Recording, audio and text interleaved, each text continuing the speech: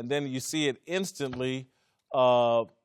His impact helping them close out that game, that veteran leadership, that veteran savvy.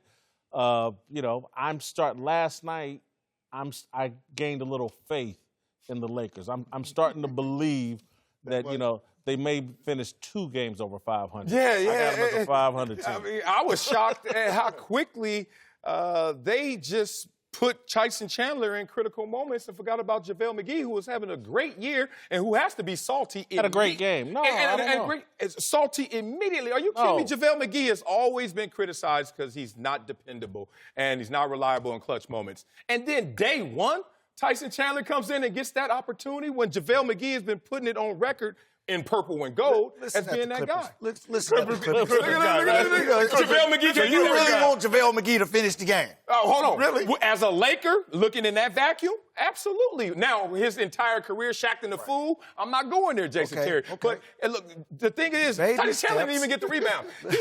Yes, he did. That tip out is considered his rebound. That's what you do in his 19th year. That's what young fella.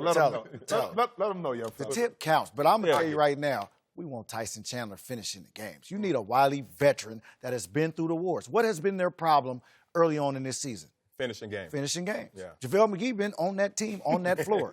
So now we got a guy that he can learn from, and it should work out for him. But what he got, though, what they bought was an insurance policy and trust, someone they can trust down the stretch. Keep in mind, we overlook the fact that JaVale McGee sometimes over-rotates and over-helps on pick and roll, which leads to a dribble drive. Yeah. He'll goaltend to some shots, okay, at a critical time. He'll miss some things. So as good as he's playing, it's hard to trust him in those late situations. So what they got with Tyson Chandler was someone they could trust down the stretch of the game to make the right plays, whether that's on the offensive end by moving the ball, setting the screen, or as we saw on the defensive end, he's able to lock up and keep the defensive plays alive. And that's what they bought with Tyson Chandler.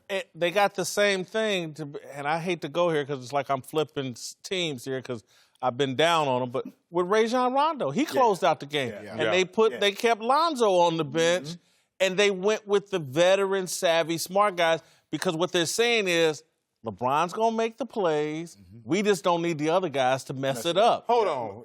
No, it ain't they. It's LeBron. Look what's going on here. And this is my conspiracy theory that is so real, it shouldn't even be called conspiracy theory. Here's the thing. This is the timeline. Magic Johnson, a month before the season, hey, we're going to start slow. We're going to be patient with Luke. All's good. And we all know that LeBron took his time to get a relationship with Luke Walton, whatever that meant. Right. I wasn't reaching out to Luke. Luke, don't be blowing me up either. So, you know what I'm saying? I got a life to live. Finally, they're on the same page. LeBron quickly sniffs out, I ain't liking this. So LeBron tells Magic, this is my theory. He went to Magic. He said, Magic, need some changes. Need me a big boy vet. Let's be real. Right. Also, you playing around with these lineups. Calm down. And put some fire on Luke. You know why? I'm known as Coach Killer. And I can't have that on my resume in L.A. Wow. So as Coach Killer, I'm not going to kill Coach. I'm going to let you do it. Magic immediately walked to Luke Walton after just saying he got time. Right. Blah, blah. Gave Luke Walton a couple of them. And then LeBron the next day, this is why I knew it was real. LeBron the next day going to say, our coach put us in great position to win the game. Hey, LeBron, you know I see this. We in Hollywood. Don't just sound like a script. Right. Just like a script. I thought he was in the room when they was having a conversation. and now all of a sudden we see a different team. Man. You snitching, man. You inside the room. I'm dry snitching a little bit. Mike, man. Wired. Come on, There's a lot of, y'all can laugh if you want, there's a lot of truth to what he's saying. I can say a lot because you know that behind the scenes controlling the narrative is what LeBron loves to do. And he does it in a way where it doesn't come back to him, so to speak. But you got to keep in mind, I said this before, Luke is not Rob and Magic's guy from the beginning. So he had a short leash, but I don't think anything will happen this year because they understand where they're at. 3 things they have. They have expiring contracts, they have cap space, and they got tradable assets. And that's something going into free agency that a lot of teams don't got. That's why they have value. And they know as this team is constructed today, they got a lot of holes to fill. Wow. So I don't care who's coaching them. Coach Carter could come in right now. They're not winning the championship.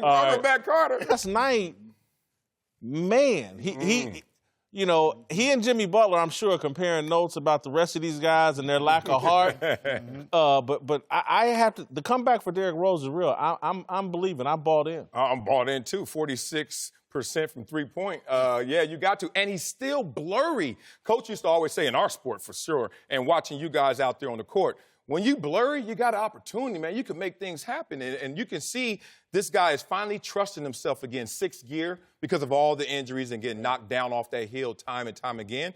But also, there's still some tread left. Like, he's only 30 years old. And he's younger than Steph Curry. Exactly. Right. So mind-blowing. I love the combo. I think he's there. Younger than Steph Curry. Look at the years he's been injured. He's missed 82, 71, 57 games. Those were years where he was not out on the floor getting that tread worn down on his tires. He was rehabbing, physically getting back where he could play. Now, I equate it to like running backs, right? When you start seeing him tiptoeing through the hole, it's time to hang it up. Right. D. Rose was tipping there for about 3 years, but now if you watched him, especially in that 50-point performance, he had to bounce. The bounce was back in his step, right?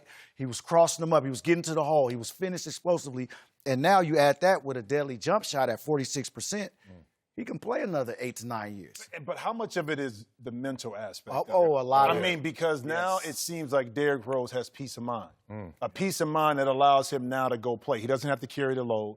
You have, Wiggins, you got Big Cat, you got Jimmy Butler, kind of the forefront, the centerpiece. He came in as an additive to add veteran leadership, a guy that Thibodeau could trust. So the pressure wasn't on him. Then he cleared out some space in his life, mentally and physically, in regards to people around him. So now he's playing with an ease and a comfort level that we haven't seen because no pressure is there. So can he sustain 18 points? Maybe, maybe not.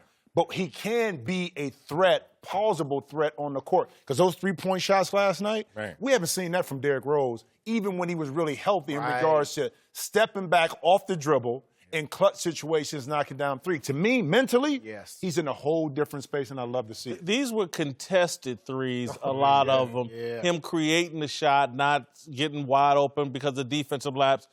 Tell me this, both of you guys. What happens when Jeff Teague is healthy again? Has Derrick Rose taken this starting point guard job for keeps? You know what? Even if he doesn't start, I still believe he has a valuable role. Again, Thibodeau, he brought him there. He can trust him. He's going to want to start. He's going to want to start, but I don't think that's where he's at in his career right now. I think he wants to have valuable minutes. To me, JT, you understand this. What's the most important thing? Finishing the game. No doubt about it. That's the most important thing. You look at his minutes, 28 minutes per game. There's still plenty of time for him to get those same minutes if he comes off the bench. The hardest thing when you're starting is how do I rein him in and pull those minutes back. I think that's the hardest part for coaches. I know Carlisle told me that at one point. When I begged him, hey, man, I've been 6-man long enough. Get some of these starters' attention. It's like, well, we're not going to be able to monitor your minutes. But you ended the game. And that's what you wanted, right?